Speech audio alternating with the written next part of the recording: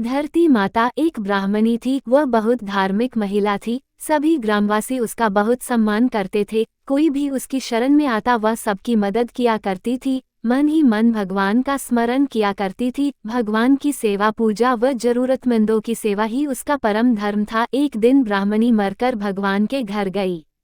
वहां जाकर बोली, मुझे बैकुंठ का रास्ता बता दो। स्वर्ग से एक दूत आया और बोला, ब्राह्मणी आपको क्या चाहिए? वो बोली, मुझे बैकुंठ का रास्ता बता दो। आगे आगे दूत और पीछे ब्राह्मणी मंदिर तक गए। ब्राह्मणी बहुत धार्मिक महिला थी। उसने बहुत दान पुण्य कर रखा था। उसे विश्वास था कि उसके लिए बैकुंठ का रास्ता अवश्य खुल जाएगा।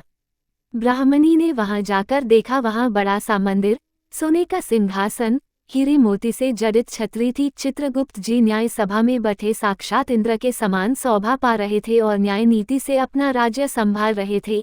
यमराज जी सबको कर्मानुसार दंड दे रहे थे। ब्राह्मणी ने जाकर प्रणाम किया और बोली, मुझे वैकुंठ जाना है।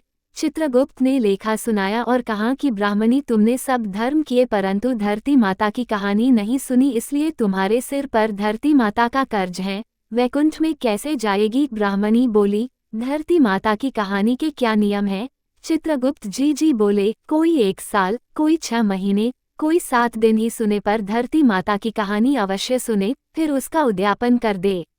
धरती माता की कहानी सुनने से जाने अनजाने किए गए पापकर्मों को धरती माता हर लेती है। स्वर्गलोक में धर्म को ही स्थान प्राप्त है, यहाँ पाप के लिए कोई जगह नहीं है। धरती माता की कहानी पीपल के पेड़ के नीचे बैठकर सुननी चाहिए। ये बात सुनकर ब्राह्मणी ने प्रार्थना की कि मुझे 7 दिन वापस पृथ्वी लोक पर जाने दो, मैं कहानी सुनकर वापस आ जाऊंगी। चित्रगुप्त जी ने उसका लेखा जोखा देखकर 7 दिन के लिए पृथ्वी पर भेज दिया। ब्राह्मणी जीवित ही गई। ब्राह्मणी ने अपने परिवार वालों से कहा कि मैं 7 दिन के लिए धरती माता की कहानी सुनने के लिए वापस आई हूँ। इस कथा को सुनने से बड़ा पुण्य मिलता है।